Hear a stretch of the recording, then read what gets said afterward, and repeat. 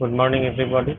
In yesterday's class, I hope all of you can see my screen and hear me properly, right?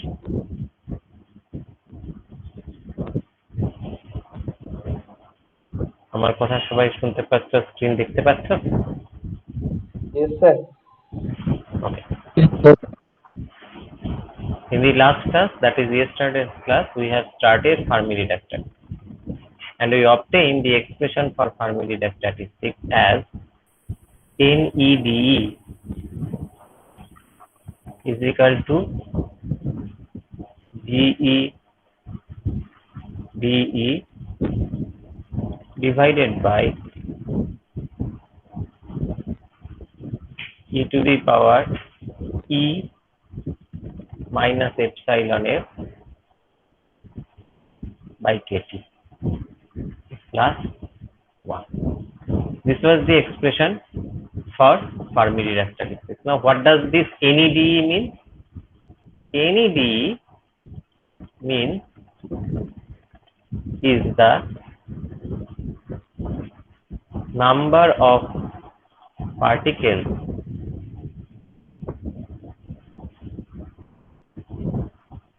in the energy range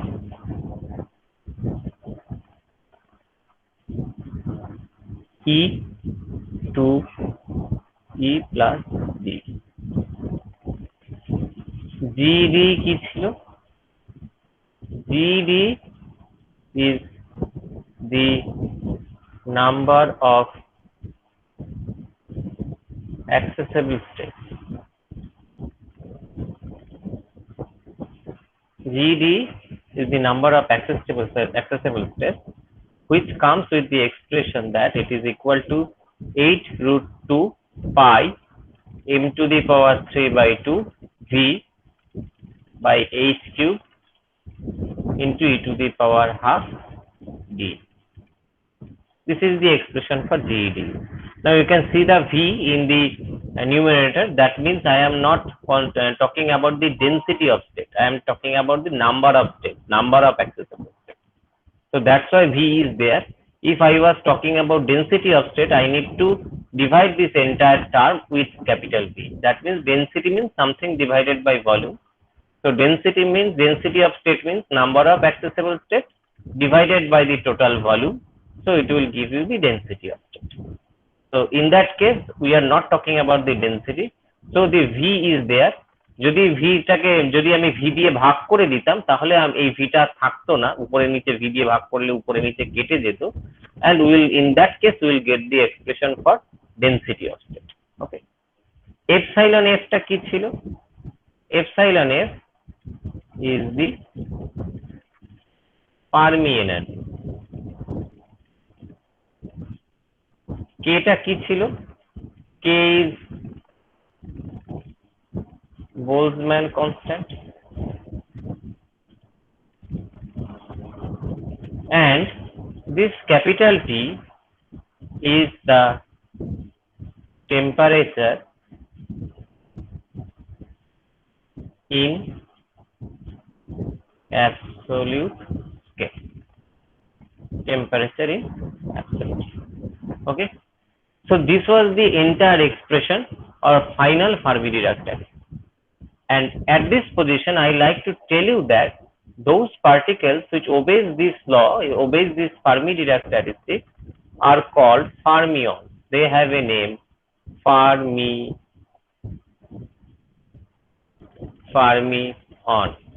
And if it is plural, then fermions.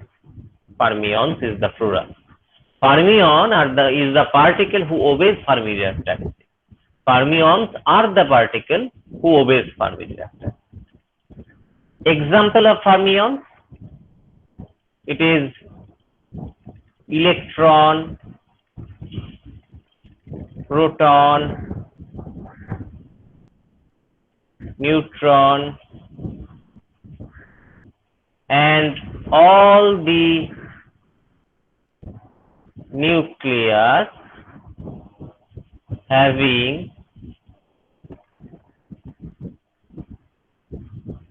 odd number of nucleons. এবং সেই সমস্ত nucleus যার মধ্যে odd সংখ্যক nucleons থাকে, মানে odd সংখ্যক particles থাকে, অড সংখ্যক প্রোটন নিউট্রন থাকে, তারা হচ্ছে সবাই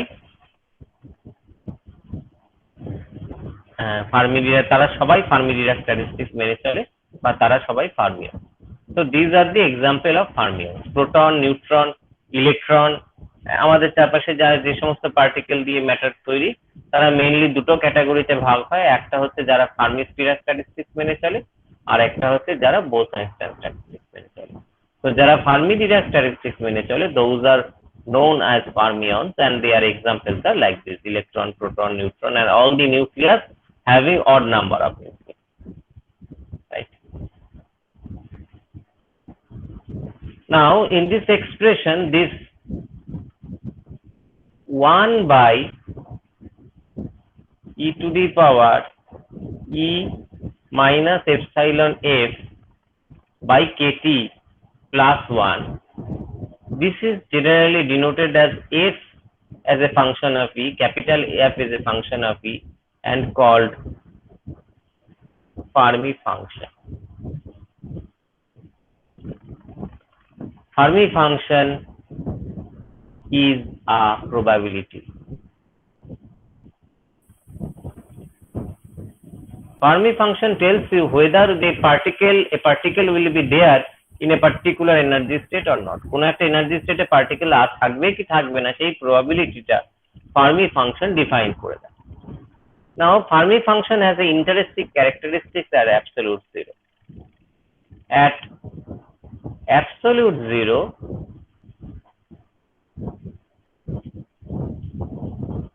absolute zero মানে কি, ক্যাপিটাল টিটা জিরো, মানে স্মল টি হচ্ছে -273 degree, -273 degree centigrade. So that is, this temperature is called absolute. So absolute zero means the value of the absolute temperature, that is capital T, is zero. So now look at the expression for Fermi function. Fermi function এর এক্সপ্রেশনটার দিকে ভালো করে লক্ষ্য করো। দেখো capital টিটা আছে 1 by something এর মধ্যে ক্যাপিটাল টিটা আছে। So that means you are dividing something with zero. So that means that thing is going to blow up. That means that is, their value is going to be infinity. তুমি কোনো একটা জিনিসকে zero দিয়ে ভাগ করছো, you are dividing this expression, এই এক্সপ্রেশনটা লক্ষ্য করে দেখো, এই এক্সপ্রেশনটা e এর পাওয়ারটা লক্ষ্য করে দেখো। In the power of e exponential, in the power of the exponential, you will see that you are dividing this e minus epsilon f with temperature T. Now this, if this temperature T goes to 0, tends to 0, that means this entire term within the power of the exponential goes to infinity. Anything divided by is infinity. Now the question is whether it is positive infinity or negative infinity. So there can be two cases. Case 1,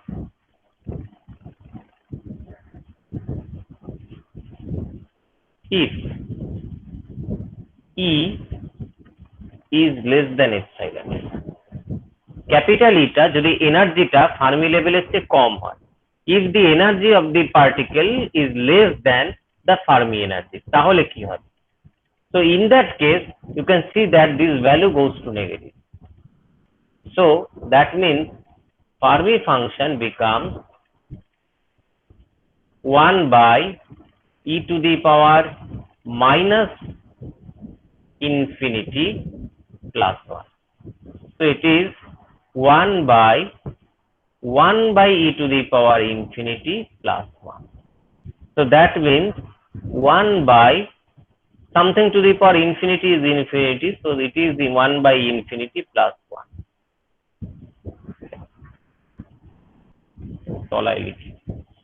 So it becomes 1 divided by 1 by infinity plus 1.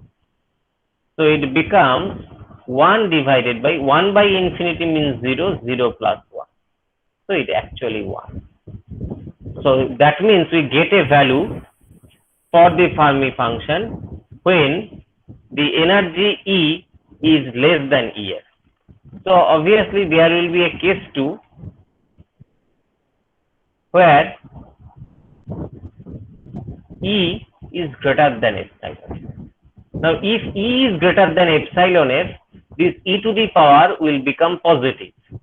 So my Fermi function Fe will become 1 by e to the power infinity plus 1. So anything to the power infinity is infinity, so infinity plus 1 by infinity plus 1. So if you add something with infinity, it remains at infinity, so it is 1 by infinity, so it is 0, because 1 by infinity is 0. So Fermi function can have only two values at absolute 0. Fermi function এর মাত্র দুটো value হতে পারে absolute 0. One value is 1, একটা value কত? First value may be 1 if energy is less than Fermi function, Fermi level, and second value is 0 if the energy is greater than the Fermi function. তাহলে যদি আমি Fermi function একটা graph আঁকতে চাই এনার্জির রেসপেক্টে, তাহলে সেটা কিরকম হবে?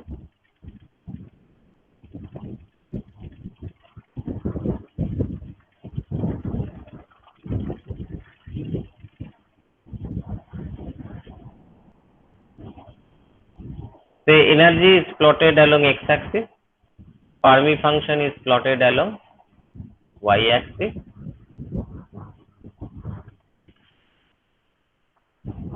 Where E is less than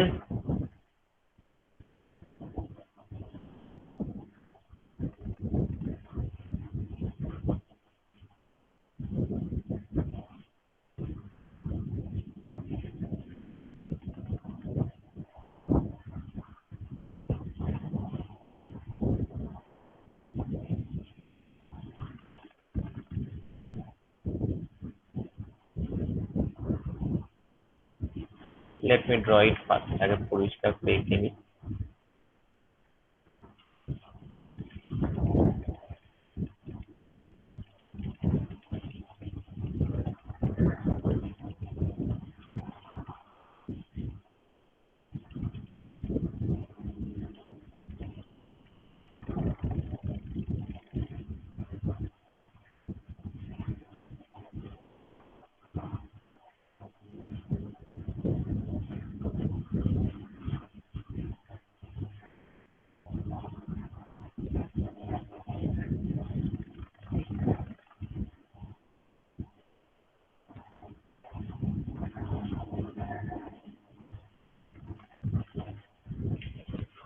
So this is the nature of the curve.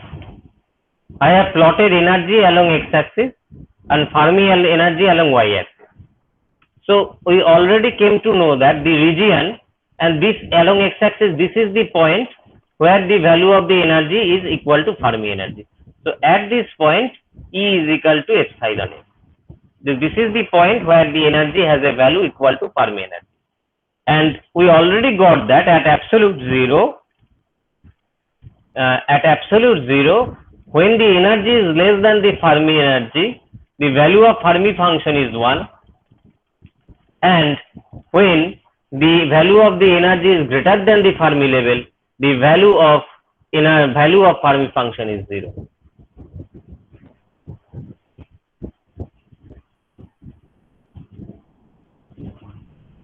So we already saw that. এটা আমরা already পেয়ে গেছি, right?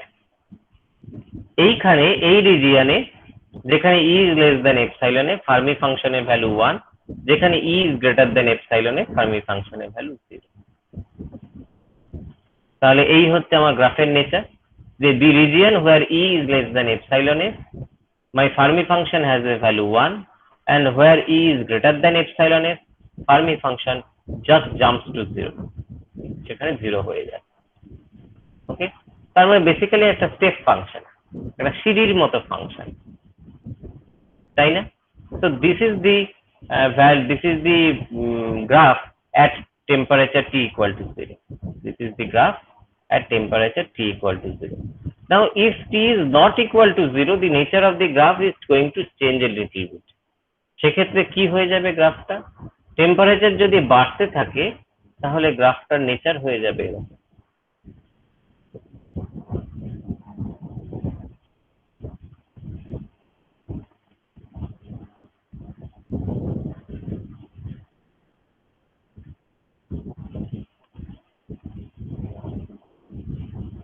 So this is temperature T1.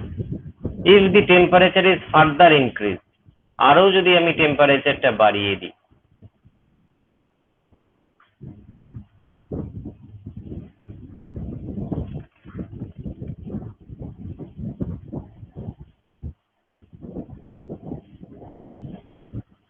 this is T2.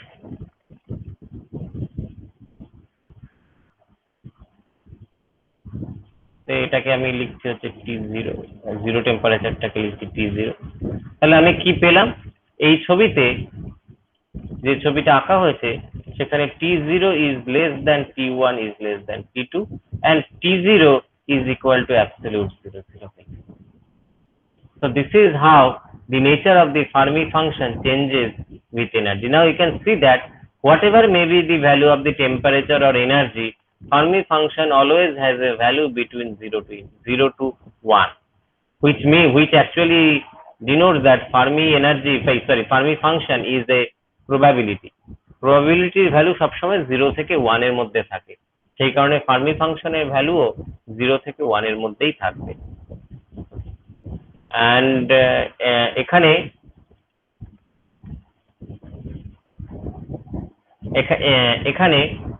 এই টেম্পারেচার যদি 0 না হতো তাহলে ফার্মি ফাংশনের এনার্জিটার এক্সপ্রেশন কি হতো, আমি সেটা জাস্ট একটা জিনিস লিখে দিই যে ফার্মি লেভেলের ভ্যালুটা হয় সাধারণত EF as a function of T, এটা হচ্ছে EF at 0 temperature 0 Kelvin multiplied by 1 minus pi square k square t square divided by twice, not twice, 12 epsilon f 0 square.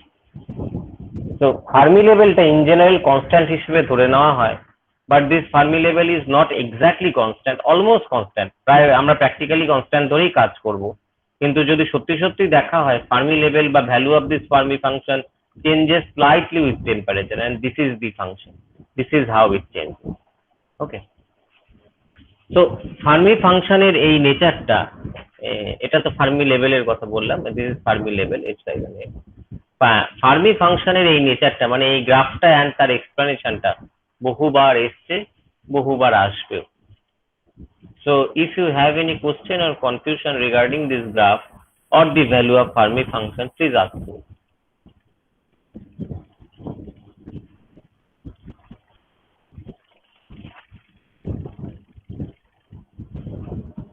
সবার কাছে পরিষ্কার? কারোর কোনো কোশ্চেন নেই, কোনো কনফিউশন নেই?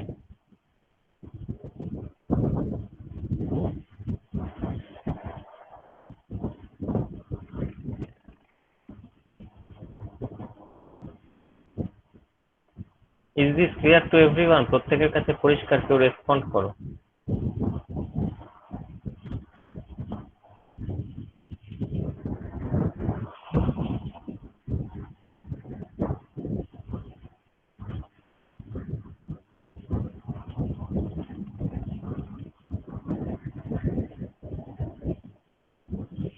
Until otherwise you respond, how can I understand whether it is clear to you or not?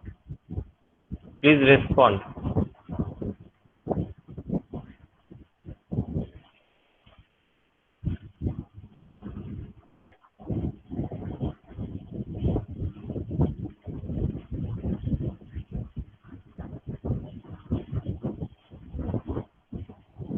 Sir বলো। হ্যাঁ আমি শুনছি। স্যার বলছি তো গ্রাফটা একটু আরেকবার এক্সপ্লেন করে দেন। তো সেটাই তো আমি এতক্ষণ ধরে জানতে চাইছি, কার কাছে কি অসুবিধাটা হচ্ছে, সেটা না বললে আমি কি করে বুঝবো? Just a minute, you all need to speak up. যার যেখানে অসুবিধে হচ্ছে সেটা যদি সে পরিষ্কার করে না বলে তাহলে আমি কি করে বুঝবো?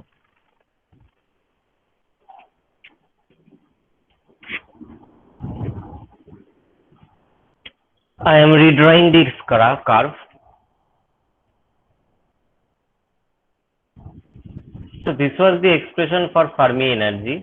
Fermi energy এর ভ্যালুটা either 0 হতে পারে বা সরি নট এনার্জি, ফার্মি ফাংশনের ভ্যালুটা আইদার 0 হতে পারে বা 1 হতে পারে অ্যাট অ্যাবসলিউট 0।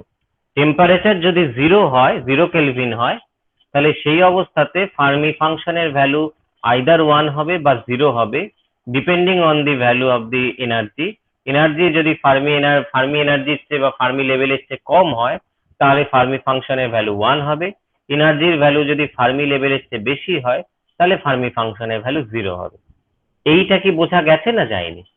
এটা বোঝা গেলে গ্রাফটা আমি বোঝাতে পারবো, এটা বোঝা না গেলে গ্রাফটা বোঝা যাবে না। তো ফার্স্ট ক্লারিফাই যে এই স্লাইডটা বোঝা গেছে না যাই। यस सर বুঝেছি। হ্যাঁ স্যার বোঝা গেছে। এই স্লাইডটা বোঝা গেছে, ফাইন। তাহলে গ্রাফটা এরকম, গ্রাফের ওয়াই অ্যাক্সিসে আমি ফার্মি এনার্জিকে প্লট করছি, আর এক্স অ্যাক্সিসে আমি এনার্জিকে প্লট করছি। এনার্জিকে এদিকে প্লট করেছি, ফার্মি এনার্জিকে এখানে প্লট করেছি। এইটা মনে করো আমার ফার্মি লেভেল বা এপসাইলন এফ। তাহলে এই রিজিয়নটা কি, বাদিকের রিজিয়নটা কি? The left side region is the region where energy is less than Fermi energy, and the right side region is the region where energy is greater than Fermi energy. So thing is very clear, এই রিজিয়নটাতে F এর value 1 হবে, বাঁ দিকের রিজিয়নটাতে এনার্জির F এর value 1 হবে, ডান দিকের রিজিয়নটাতে F এর ভ্যালু 0 হবে। তাহলে F এর ভ্যালু যদি এইখান থেকে এই পর্যন্ত পুরোটাই 1 হয়, তাহলে কিরকম গ্রাফটা হবে দেখতে? এইখান থেকে এই পর্যন্ত 1, তারপরে ফল করে গেল, কততে ফল করলো? 0তেই ফল করে গেল, এবং অনওয়ার্ড ভ্যালুটা 0ই থেকে গেল। তাহলে এইটা হচ্ছে আমার ভ্যালু 1, এইটা হচ্ছে আমার ভ্যালু 0, এর মাঝামাঝি জায়গায় কোনো একটা জায়গায় আমার ভ্যালু রয়েছে হাফ। So this is 0.5. তাহলে এই পর্যন্ত বোঝা গেল না গেল না? ফার্মি ফাংশনটা যে রিজিয়নে 1, সেই রিজিয়নটা হচ্ছে E is less than epsilon f, and যে রিজিয়নে 0 সেটা হচ্ছে E is greater than epsilon f। Just এই জিনিসটাই আমরা এখানে আর এখানে পেয়েছি, আমি সেটাকেই গ্রাফে প্লট করব। তাহলে এটা বোঝা গেল না? এইটা বোঝা গেল না গেল না?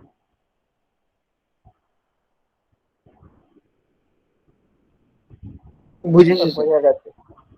আচ্ছা, তাহলে এইটা আমি আঁকলাম কিসের জন্য? এটা আমি এঁকেছি টেম্পারেচার T0 এর জন্য। T0 মানে কি? 0 কেলভিন। কিন্তু সবসময় আমার গ্রাফ যে আমার টেম্পারেচার যে 0 কেলভিন থাকবে সে তো নাও হতে পারে। তাহলে 0 কেলভিন না হলে কি হবে? যদি গ্রেটার দেন 0 কেলভিন আর লেস দেন 0 কেলভিন কোনোদিন হতেই পারবে না। ইউনিভার্সের মিনিমাম টেম্পারেচারই হচ্ছে 0 কেলভিন। কিন্তু যদি গ্রেটার দেন 0 কেলভিন হয়, তাহলে কি হবে? গ্রেটার দেন 0 কেলভিন হওয়া মানে তাহলে গ্রাফের নেচারটা এই রকম ধরনের হয়ে যাবে।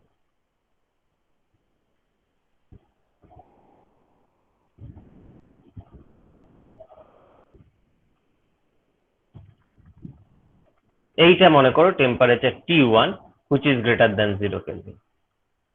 So T1 is greater than 0 Kelvin but T1 is greater than T0, একই ব্যাপার, দুটো লেখা একই ব্যাপার। এবার যদি ফার্দার আরো বেড়ে যায়, টেম্পারেচার যদি আরো ফার্দার বাড়ে, তাহলে আরো আগে থেকে বেন্ডিং শুরু হবে। সরি,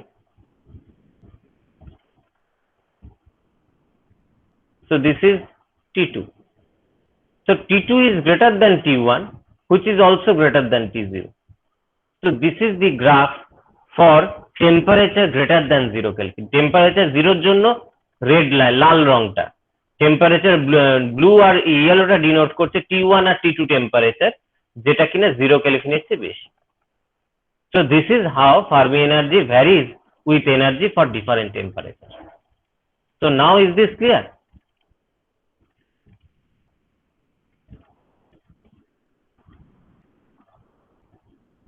এটা কি বোঝা যাচ্ছে Yes এখন? sir. ওকে, নাও কেন এখানে পুরো গ্রাফটার মধ্যে আমি এই জায়গাতে 0.5টাকে চুজ করেছি, তার কারণ একটা কারণ আছে। এই 0.5টা আমি না আঁকলেও পারতাম, কিন্তু এঁকেছি কারণ এই 0.5টা ইট ইজ একটা ইম্পর্টেন্ট নাম্বার। 0.5টা একটা ইম্পর্টেন্ট সিগনিফিকেন্স দিচ্ছে। এটা অ্যাকচুয়ালি এই ভ্যালুটা থেকে আমি এপসাইলন এফ কে ডিফাইন করতে পারি। তাহলে এপসাইলন এফ, যাকে আমি এতক্ষণ ধরে ফার্মি লেভেল বলছি বা ফার্মি এনার্জি বলছি, তার ডেফিনেশনটা কি?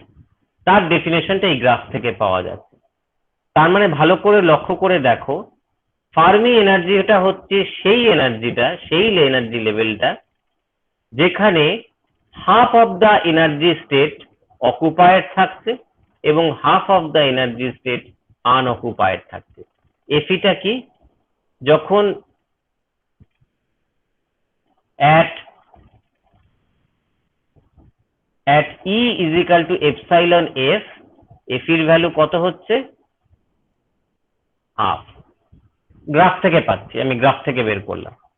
f এর ভ্যালু হচ্ছে হাফ। এফিটা কি? এফিটা প্রবাবিলিটি। কিসের প্রবাবিলিটি? কোনো এনার্জি স্টেটে পার্টিকেল থাকবে কি থাকবে না তার প্রবাবিলিটি। তো দ্যাট ইজ এফি। তো Fermi level or Fermi energy is defined as that energy level where half of the energy state is filled and half of the energy state is empty. তার মানে Fermi লেভেলে গিয়ে অর্ধেক energy state একটা করে particle দিয়ে ভর্তি করা থাকবে এবং বাকি অর্ধেক এনার্জি স্টেট একদম ফাঁকা থাকবে। সেই এনার্জিটাকে ফার্মি এনার্জি বলবো, যেই এনার্জিতে গেলে অর্ধেক এনার্জি স্টেট ভর্তি থাকবে এবং অর্ধেক এনার্জি স্টেট ফাঁকা থাকবে। মনে করো আমার যদি 1000টা এনার্জি স্টেট থাকে, তাহলে 500টা এনার্জি স্টেট ফিল্ড হবে আর 500টা এনার্জি স্টেট এমটি হবে। সেই এনার্জিটা, যেই এনার্জিতে এই ঘটনাটা ঘটবে তাকে আমি বলবো Fermi level or Fermi energy. So this 0.5 is playing an important role here. 0.5 is giving you the value of the probability of filling a energy state. এই ক্ষেত্রে কত? In this case the probability is half, means half of the energy state is filled and half of the energy state is empty. So Fermi level or Fermi energy is defined as that value of the energy where half of the energy state is filled and half of the energy state is empty. So this is how Fermi level can be defined from this graph. So is this clear to everyone? এটা কি বোঝা গেছে? গ্রাফটা এবং Fermi এনার্জির এক্সপ্রেশনটা এবং Fermi এনার্জির ডেফিনেশনটা। আরেকটা জিনিস হচ্ছে যে ইন জেনারেল ফার্মি এনার্জি বা ফার্মি লেভেলকে কনস্ট্যান্ট ধরা হয়। It is actually more or less constant, but however it slightly varies with temperature. টেম্পারেচারের সাথে অল্প একটু ভ্যারি করে। কিভাবে ভ্যারি করে সেটা এই ইকুয়েশনটাকে ফলো করে। যদিও আমরা ফার্মি এনার্জিকে অ্যাবসলিউট মানে জিরোতে ফার্মি এনার্জিটা কনস্ট্যান্ট ধরা হয়, যদিও ফার্মি এনার্জিকে থ্রু আউট কনস্ট্যান্টই ধরা হয় যে কোনো টেম্পারেচারে, কিন্তু এটা এক্স্যাক্টলি কনস্ট্যান্ট নয়, টেম্পারেচারের উপরে খুব হালকা ভাবে ডিপেন্ড করে। সেই ডিপেন্ডেন্সিটা এই ইকুয়েশনটা দিয়ে গভর্ন হয়। এই ইকুয়েশনটা সেই ডিপেন্ডেন্সিকে বোঝায়, যেখানে এপসাইলন এফটা হচ্ছে Fermi energy at t equal to 0 Kelvin and EFT is the same Fermi energy at t Kelvin. Okay. So this is how we can define Fermi level, Fermi energy, etc. So is this clear to all of you? এটা কি বোঝা গেল? এই অবধি যদি বোঝা যায় তবেই পরের পার্টটা বোঝা যাবে, আদারওয়াইজ বোঝা যাবে না।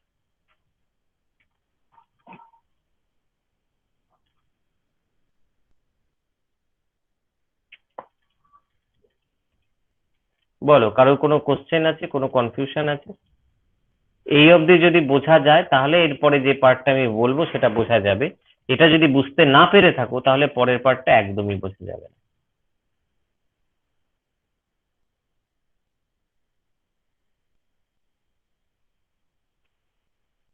Anyone? Yes, sir, it's clear. ওকে, সবার কাছে এটা ক্লিয়ার, তাই তো? ঠিক আছে। তারপরে এবার আমরা যে জিনিসটা বের করব সেটা হচ্ছে we are going to find out the total number of particles at absolute zero temperature.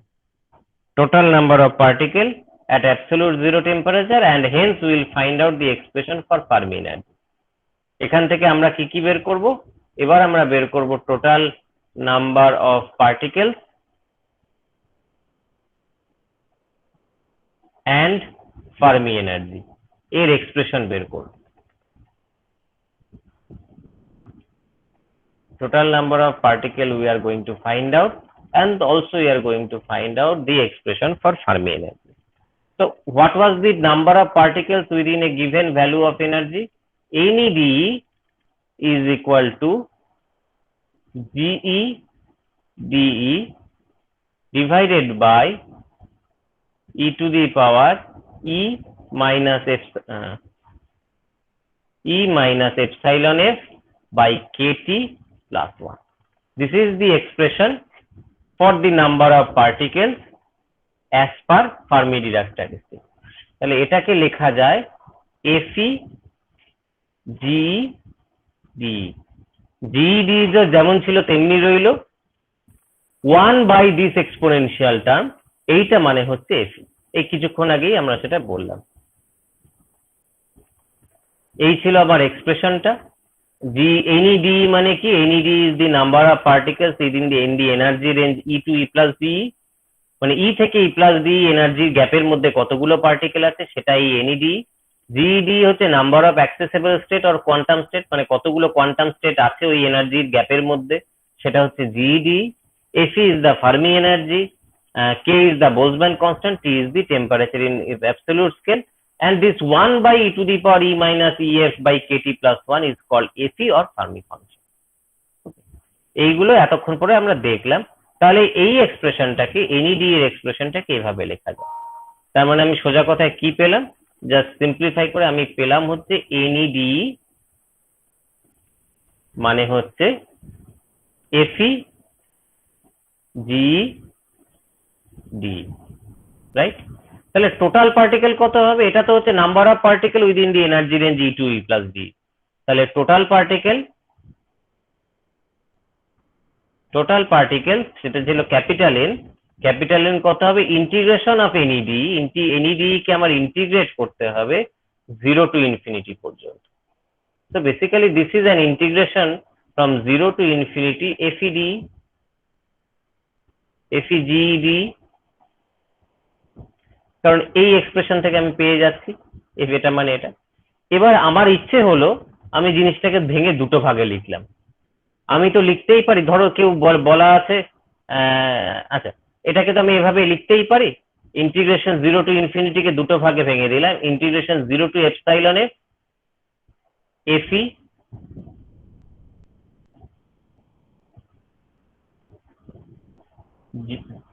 Fe GD plus epsilon f to infinity Fe GD।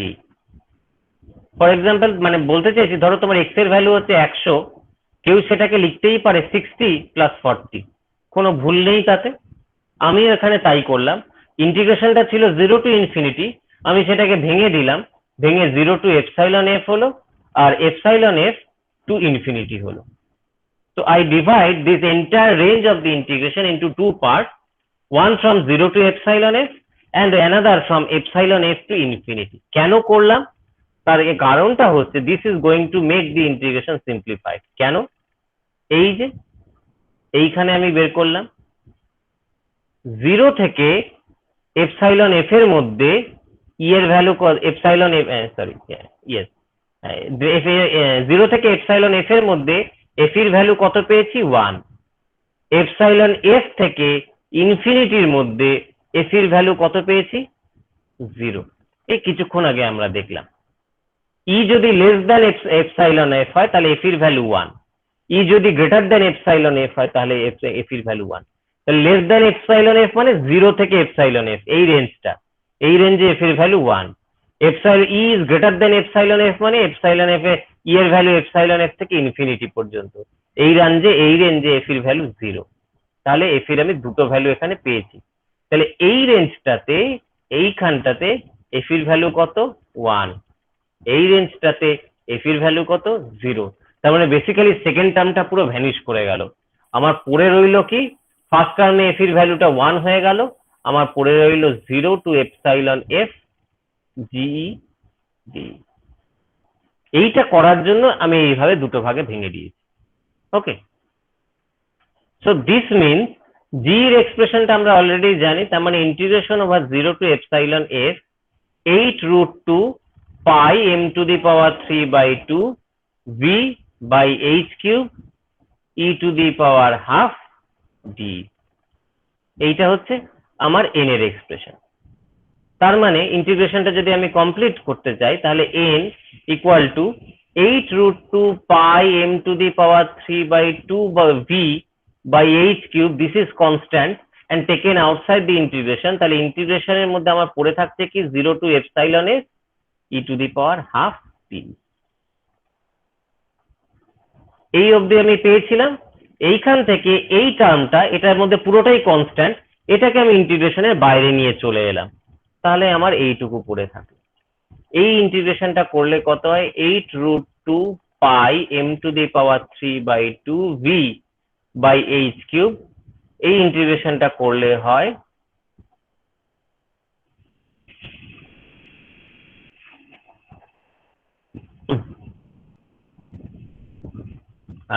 2/3 e to the power 3/2 0 to epsilon s। এটা করলে হবে হচ্ছে 16√2 pi m to the power 3/2 v by h cube 3h cube into epsilon f to the power 3/2। একটু simplify করে কেউ চাইলে এটাকে লিখতেই পারে n equal to 8 pi v by 3 into twice m epsilon f by h square into to the power 3/2। Simply just একটু বাদিক ডান দিক ঘেঁষে সরিয়ে টু দি পাওয়ার গুলোকে অ্যাডজাস্ট করে এটাকে এভাবে লেখা যায়। So this is the expression for total number of particle. কেউ যদি এটা লেখে এতেও ভুল কিছু নেই, দুটো একই জিনিস, শুধু একটু সাজিয়ে গুছিয়ে পরেরটাকে লেখা, এই দুটো একই জিনিসকে বোঝায়। তো এই পর্যন্ত যা বললাম সেটা বোঝা গেল তো? ফ্রম দিস এক্সপ্রেশন, তাহলে এই এক্সপ্রেশনটা থেকে আমি যদি এপসাইলন এফ কে বের করে নিই, অর্থাৎ এপসাইলন এফটাকে যদি আমি এখান থেকে বের করে নিই, এই যে আমার এপসাইলন এফ, তাহলে এপসাইলন এফ কে যদি আমি এখান থেকে বের করে নিই, আমার এপসাইলন এফ এর ভ্যালু হবে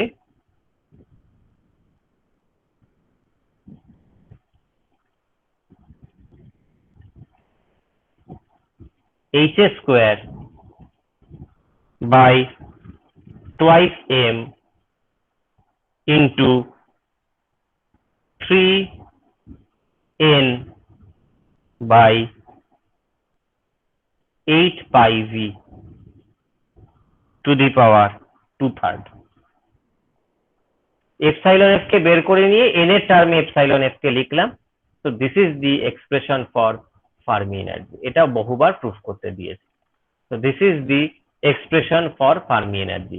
এটাকে অনেক সময় কেউ এভাবেও লেখে h square by twice m into 3, capital N এর জায়গায় স্মল n লিখলাম, by 8 pi to the power 2/3, where small n is equal to capital N by V means particle density. Total number of particle divided by volume means particle density. That is the expression for small n, and this one is the expression for Fermi energy. তাহলে Fermi এনার্জির expression কি বোঝা গেল না গেল না?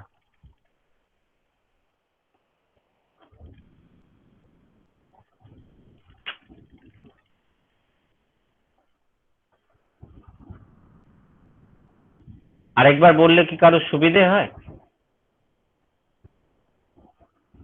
না যদি বোঝা গিয়ে থাকে তাহলে ফার্মি এনার্জির এই অবধি থাকবে।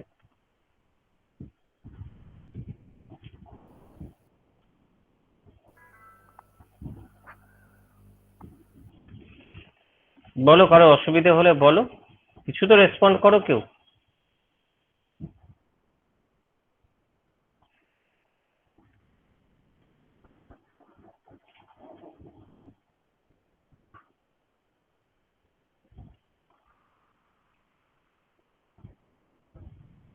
So the expression for Fermi energy is clear to everyone or not? Yes, sir. It's clear. Yes, sir. Yes, sir, বুঝতে পেরেছি। Okay. So this expression is important. Fermi energy এই এক্সপ্রেশনটা কিন্তু ইম্পর্টেন্ট। ওকে, এটা অনেকবার প্রুফ করতে দিয়েছে। এবার কোশ্চেনটা হলো, যদি তোমাকে বলে তাহলে অ্যাভারেজ এনার্জি তুমি কি করে বের করবে? ফার্মি এনার্জি তো তুমি বের করলে, অ্যাভারেজ এনার্জি তুমি কি করে বের করবে? অ্যাভারেজ এনার্জি মানে কি? অ্যাভারেজ এনার্জি ই বার মানে হচ্ছে total energy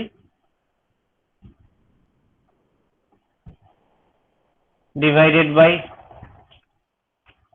total number of particles.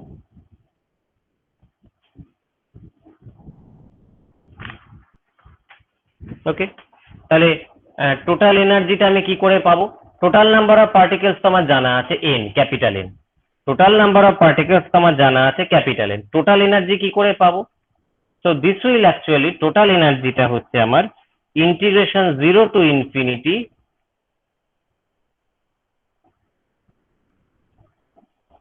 E NE DE, এইটা হচ্ছে total energy divided by capital N.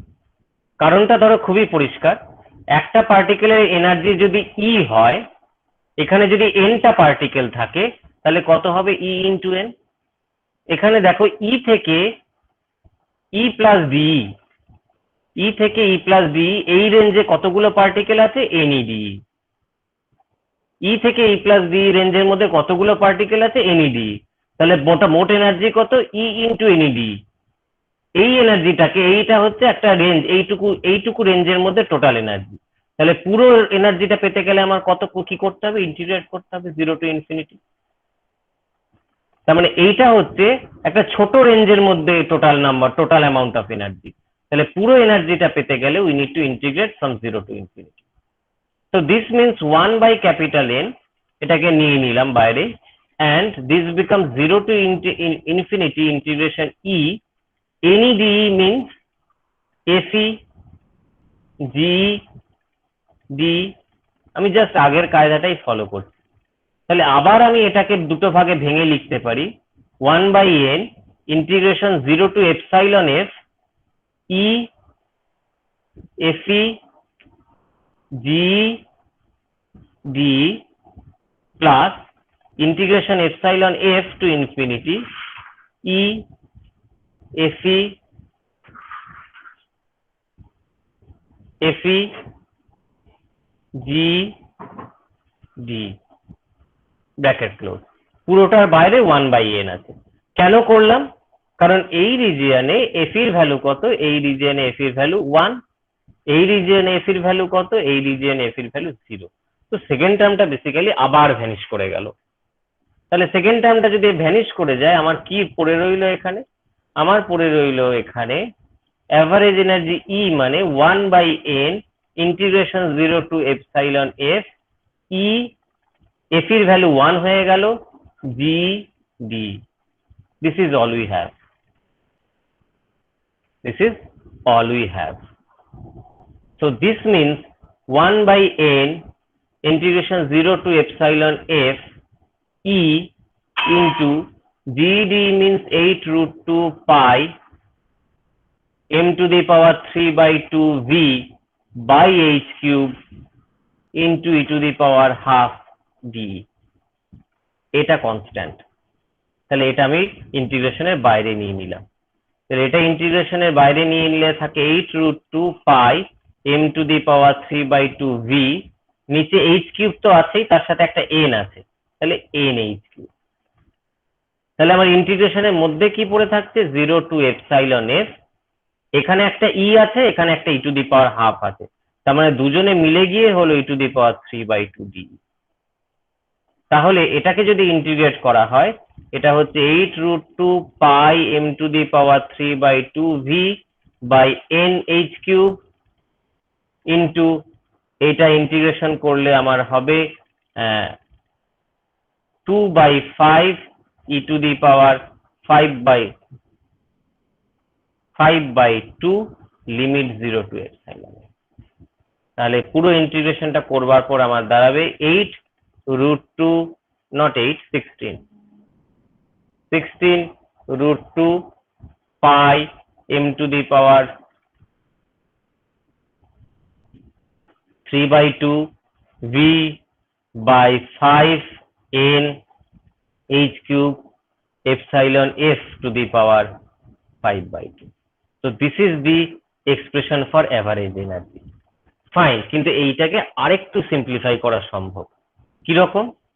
আমার ইচ্ছে হলো আমি এই জিনিসটাকে লিখলাম 16√2 pi m to the power 3/2 v by 5 n h cube যেমন ছিল তেমনি রইল। এই পার্টটা যেমন ছিল তেমনি রইল। পরের পার্টটাকে e to the epsilon f to the power 5/2 টাকে আমি লিখলাম হচ্ছে epsilon f to the power 3/2 into epsilon f। এটা আমি চাইলে লিখতেই পারি epsilon f to the power 5/2 means epsilon f to the power 3/2 multiplied by epsilon f। দুটো একই জিনিসকে বোঝায়। এইবার epsilon f এর এক্সপ্রেশনটা আমার অলরেডি জানা আছে। আমি অলরেডি epsilon f এর এই এক্সপ্রেশনটা এখান থেকে পেয়েছি, রাইট? এখান থেকে epsilon f এর এই এক্সপ্রেশনটা পেয়েছি। এই এক্সপ্রেশনটা তুলে নিয়ে গিয়ে আমি এইখানে বসিয়ে দেবো। এইখানে আমি epsilon f এর এক্সপ্রেশনটা বসিয়ে দেবো। এটা অ্যাজ ইউজুয়াল ইনট্যাক্ট থেকে যাবে। এটা যদি বসিয়ে দেওয়া হয় তাহলে পরে সিম্পলিফাই করে দেখা যাবে শুধুমাত্র পড়ে আছে 5/3 and nothing else। শুধুমাত্র 5/3 পড়ে থাকবে, সরি 5/3 না 3/5 পড়ে থাকবে। শুধুমাত্র পড়ে থাকবে 3/5 epsilon f। এই epsilon f টা যেমন রয়েছিল তেমনি রইল। এই epsilon f এর জায়গায় আমি এর ভ্যালুটা বসিয়ে দিলাম, বসিয়ে যা পাওয়ার টাওয়ার আছে সব করে দিলাম, করে সিম্পলিফাই করো, you will get this value। So this is the relation between average energy and Fermi energy and this is very very important। বহুবার এসছে, বহুবার আসবে। So is this clear? পরিষ্কার সবার কাছে? এটা কিন্তু ইম্পর্টেন্ট। সবার কাছে পরিষ্কার তো? Yes, sir. Okay। So with this final expression of average energy and Fermi energy, relation between average energy and Fermi energy, we come to the end of Fermi-Dirac statistics। So this is the end of Fermi-Dirac statistics। Next দুটো ক্লাসে আমরা B statistics বা Bose-Einstein স্ট্যাটিস্টিক্সটা করে নেব। তাহলেই আমাদের statistical mechanics মোটামুটি আছে। তারপরে আর একটা দিন লাগবে অঙ্ক কষার জন্য।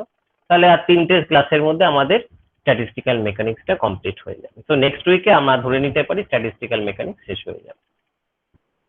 তাহলে আজকে এই পর্যন্তই। Thank you everyone for participating. As usual আমি যা রেকর্ড করছি সেগুলো আমি ইউটিউব চ্যানেলে দিয়ে